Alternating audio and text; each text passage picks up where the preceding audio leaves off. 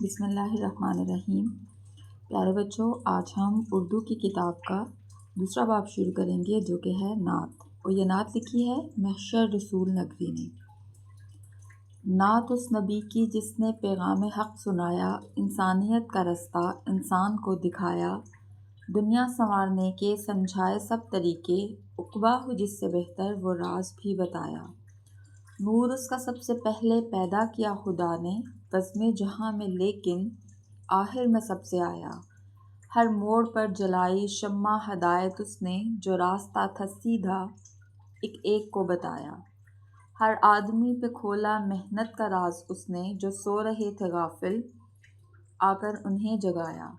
شعلے بھڑک رہے تھے دنیا میں کفر و شر کے، انسان کو اس نے آ کر اس آگ سے بچایا۔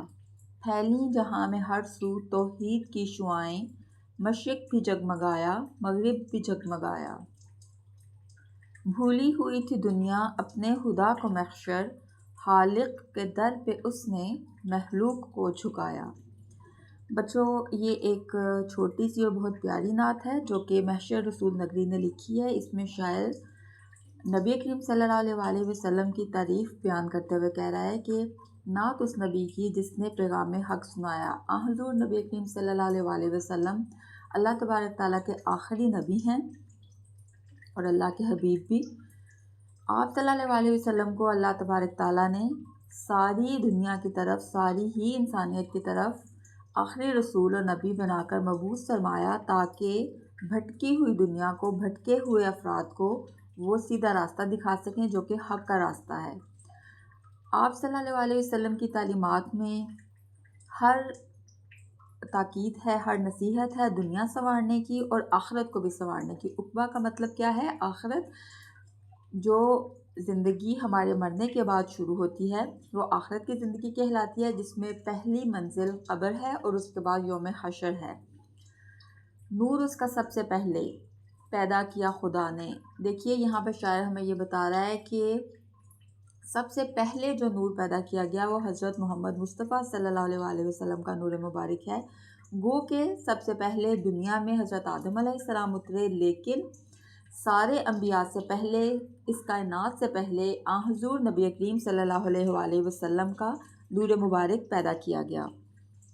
اسی کی طرف اشارہ کرتے ہوئے شاعر یہ کہہ رہا ہے بزم جہاں میں، اس دنیا میں، بزم جہاں کا مطلب ہے یہ دنیا، وہ سب سے آخر میں آیا ہے، اور ہر موڑ پہ اللہ کے اس پیارے نبی نے، اللہ کے اس آخری رسول نے شمع ہدایت جلائی ہے اور سیدھا راستہ سب کو بتایا۔ کیونکہ جب انسان اپنے ذہن سے چلتا ہے تو بچوں یاد رکھیں کہ انسان کا ذہن بھی اس کو غلط گائیڈ کر سکتا ہے۔ جب انسان اپنے دل کی مرضی سے چلتا ہے تو بعض اوقات انسان کے جذبات کا بہاؤ کسی ایک طرف ہو تو وہ تب بھی غلطی کر سکتا ہے، لیکن جب اللہ تعالیٰ کی بتائی ہوئی نصیحت کے مطابق، اللہ کے بتائے ہوئے پیغام کے مطابق، قرآن کی وحی کے مطابق، حضور نبی کریم صلی اللہ علیہ وسلم کے اسوہ حسنہ کے مطابق وہ چلتا ہے تو وہ غلطی نہیں کر سکتا، کیونکہ اللہ تعالیٰ نے ڈوز اور ڈو ناٹس ہر کسی کو بتائے ہیں۔ قرآن میں ہر بات واضح اور کھول کھول کے بیان کر دی ہے۔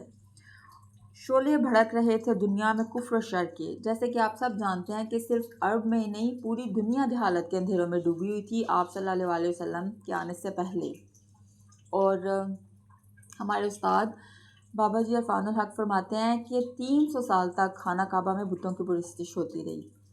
یہ پرستش کس وقت ختم ہوئی؟ جب حضرت محمد مصطفیٰ صلی اللہ علیہ وسلم دنیا میں تشریف لائے، انسان کو اس نے آ کر اس آگ سے بچایا۔ تو جو کفر و شر ہے ایکچولی وہ ایک آگ ہے، اور جہالت ایک آگ ہے جو انسان کو اپنی لپیٹ میں لے لیتی ہے اور سب کچھ جلا کے راکھ کر دیتی ہے۔ اس آگ سے حضور نبی کریم صلی اللہ علیہ وسلم نے ہر انسان کو بچایا اس سے۔ پھیلی جہاں میں ہر سو توحید کی شعائیں، مشرق بھی جگمگایا مغرب بھی جگمگایا۔ دنیا میں ہر طرف توحید کا پیغام پہنچا آپ صلی اللہ علیہ وسلم کی برکت سے، کیونکہ پہلے دنیا عرب اور پھر دنیا عرب کے بعد آپ صلی اللہ علیہ وسلم نے اپنے نامہ بر، اپنے پیامبر ہر سو، ہر سلطنت کی طرف روانہ کیے، اور یہ سلسلہ جاری رہا۔ حضرت عمر فاروق کے دور میں یہ بہت زیادہ ہر طرف پھیل گیا، اسلامی سلطنت بہت وسیع ہوئی اور اسلام کا پیغام دنیا کے کونے کونے تک پہنچا۔ بھولی ہوئی تو دنیا اپنے خدا کو محشر خالق کے در پہ اس نے مخلوق کو جھکایا۔ تو وہ سب لوگ جو کہ اللہ کو بھول چکے تھے، جب انسان اپنے محض بڑوں کے رسم و رواج پہ، محض اپنے ذہن پہ، اپنے دل پہ، موجودہ ماحول پہ تکیہ کرتا ہے تو وہ اللہ کو بھول جاتا ہے۔ اس کا مطلب ہے کہ وہ اللہ کی پیروی نہیں کر رہا، اللہ کے پیغام کی، وہ اپنی ہی ایک زندگی کے قائم کردہ اصولوں کی پیروی کر رہا ہے۔ تو یہ ساری چیزیں توڑ کے، یہ سارے جو رکاوٹیں ہیں، جہالتیں ہیں، جو نفرت ہے، جو تعصب ہے، اس کو ختم فرما کے نبی کریم صلی اللہ علیہ وسلم نے اللہ تبارک تعالیٰ کے در پہ اس کی مخلوق کو جھکایا، اللہ کا راستہ سب کو بتایا۔ جس کا دل چاہے وہ یہ ہدایت کا راستہ اختیار کرے۔ بچوں، آج کے دن ہم نے یہ نعت پڑھی اور کل انشاءاللہ تبارک تعالیٰ ہم اس کی مشق کریں گے۔ اللہ حافظ۔